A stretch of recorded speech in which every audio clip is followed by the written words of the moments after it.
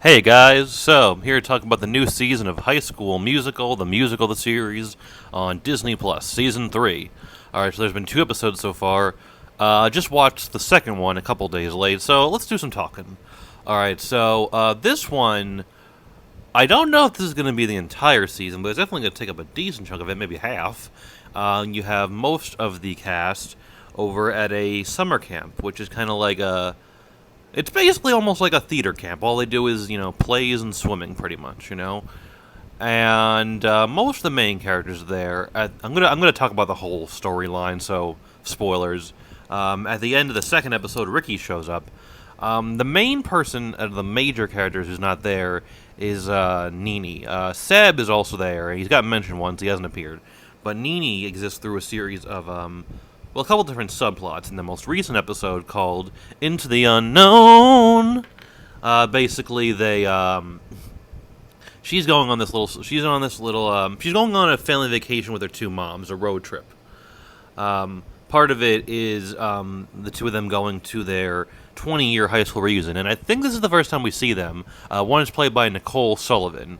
Maybe you've seen her if you've ever seen The King of Queens or something. I don't know. She's been in a number of things. Kind of a character actress. Um, yeah, and this is the reason why she can't go to camp. I kind of wanted to talk a lot about her story in this second episode because it's an interesting one. Now, Nini is, of course, the daughter of two moms, a lesbian couple. And in this episode, before they're going to their high school reunion, when they're on the way of the vacation, they talk to her about her biological father, the donor. Apparently, when she was younger, they had told her that the donor was just some random guy. In actuality, he was a good friend of theirs, who they're going to be seeing again at the high school reunion, and who lives nearby them. Now, the interesting thing is that Nini had met him once when she was younger. So now it's kind of like has this interesting thing where there's like a memory she has of just meeting some guy who's friends with their mom, who seemed like a nice guy, has this whole kind of new context to it. Because for her, it was just, she was just a kid, met some guy, friend of her mom's, okay. Now it's like, oh wait, that was my biological father. And that was the way he was looking at it. He knew that this was his biological daughter, and for him, it, was from a totally different perspective. So that's interesting. And then basically, she goes to meet him, and he's played by someone who appeared in the trailer for the new season, Jesse Tyler Ferguson, of aka Mitch on Modern Family, and he turns out to be a really what it seems like a nice guy. We have only seen him in one episode so far, but he seems like a very nice guy. Jesse Tyler Ferguson, he plays the role very well. I think he makes the character kind of likable and believable. He's insecure and nervous about the whole thing, and they start off like slightly rocky with getting to know each other, but they don't seem to have a ton in common. But they start to become more comfortable as it goes along. By the end of the episode, they're pretty good. She gets to spend time with him one on one, and it's some nice, sweet, wholesome moments. One thing that's interesting is with the first time now that we as the audience are seeing these two moms, it got me thinking about, and then they're talking about the whole, her biological father, the donor. It got me thinking about the whole concept of, the two of them, out of the two of them, which is the, biological mother. And, well, you can tell by looking at them, which is the biological mother, but I wonder if we ever kind of see more episodes in the future dealing with Nini's home life, if that's like kind of a plot they'll ever deal with. It's definitely something I'd be curious to see them do. They did something similar on a season of American Horror Story, with that whole thing. So, yeah, it'd be curious to see them kind of go into that and kind of the insecurities and issues that can come with that sort of thing, But, let's talk about the other main story, the camp thing. Let's see. So basically, at the camp, they're going to be doing a production of Frozen. So I guess that's going to be the main play we see. Miss Jen appears in the first episode. She has a thing where Nini goes over to her house and they do something. But I don't know. Is she just not going to be in the season? They mention her in the second episode. But yeah, I'm curious. Like once again, if this is going to be the whole season, or if maybe just like part of it. I don't know. If anyone knows anything about it, feel free to leave a comment and let me know. But yeah, so everyone's there. Now, the first episode of the show in general, it mostly focused on the camp thing, and I thought it was okay, but the second episode I definitely liked more. Yeah, but they're doing, Frozen, a production of that, which is hence the second episode being titled Into the Unknown. But yeah, there's a couple different things going on. You have now Gina and EJ. The two of them are a couple now, which to me kind of just feels like, I don't know, it started off, he was dating Nini, and then she was with Ricky, and it kind of feels like, I don't know, like maybe it's kind of just like they don't know what to do with some of these characters, so they're just like, let's make them a couple. I mean, I can kind of see them as a couple. It's not the worst pairing ever, but I wonder, it kind of maybe just feels like a forced thing, because you want to just put people together. For all I know, they could be Endgame, but I don't know. We'll see.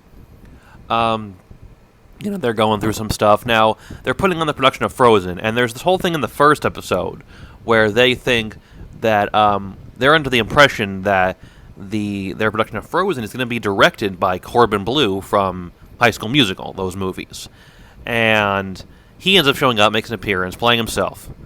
But then there's this whole issue with the guy who's like basically the head camp counselor, who's played by Jason Earls from Hannah Montana, the older brother on that show. And it turns out that Corbin Bleu is not directing their play. What he is directing is actually the documentary about it, which is going to be premiering on Disney+. So we're getting a little meta here about it, with, a show on Disney Plus about Disney Plus. There's a pretty good joke in the second episode where, Gina makes a joke to EJ, like, that their thing that's going to be on Disney Plus is going to be called Frozen the Musical, the movie, or the series. And then EJ is like, that's a little too long a title, I don't know why they would make that a title, So, nice little self-aware, lampshading joke, meta joke kind of thing there, I can enjoy that kind of thing. But yeah, so EJ ends up having to be the one who directs the play, even though he doesn't really know what he's doing with that. And, there's conflict, he doesn't know what he's doing, and, I'm sure he'll get better with it as he goes along.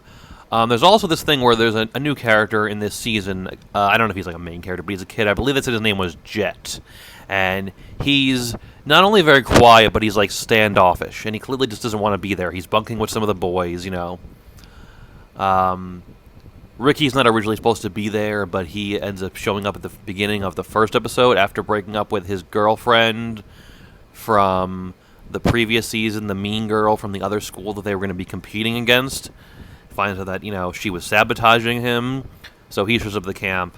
Anyway, this kid, Jet, is, bunking with all the boys, or some of the boys, and he's, like, very standoffish. Doesn't want to be there. He's really, like, it seems like he's, like, made to go there by parents or something. But, Jason Earls, the counselor, ends up showing up in the second episode, and he's like, dude, you got to get involved in the thing here. You either have to do swimming or get involved in the play. So he goes to the play to audition for Frozen. They have the whole thing. They're auditioning. There's like kind of a montage of different characters singing "Do You Want to Build a Snowman," which is a nice song that I like to hear. I love that song. So good to hear. Interesting to see the different characters singing it. And he comes in, and of course he turns out to be an excellent singer. So he's probably going to get a big part in the show. And the second episode ends with I forget the kid's name. Carlos, he's basically going, and he's very just, like, anxious about, like, worrying, like, is he going to get cast in the play, and he ends up going and sneaking into, like, a room looking at the cast list. The casting is being done by a girl who's a CIT there. She's played by Meg Donnelly from Zombies. Never watched Zombies 3, by the way. I watched, like, a half hour of it, then I stopped. Anyway, and he sees something that he doesn't like either him not getting a part or getting a bad part, and he takes a pen and he's messing with it, doing something, which I'm sure we'll see, of course, addressed what exactly he's doing in the third episode, and it ends on that cliffhanger. The episodes often end on cliffhangers that are kind of, humorous and dramatic in a sense, and I enjoy those endings, and this one, good. So yeah, definitely the second episode I prefer, but so far the season's been getting off to a good start. I've enjoyed it. I'm going to keep watching. Curious to see where it goes next. Pretty solid, and yeah, I don't know. If you want me to do more episodes about the season, I don't know, feel free to leave a comment, let me know. And if you saw it, let me know what you thought. Let me know if you have anything to contribute to the discussion. Leave a comment. That's all I gotta say. Thanks for watching, and I'm gonna do more videos in the future at some point. Thanks. Bye.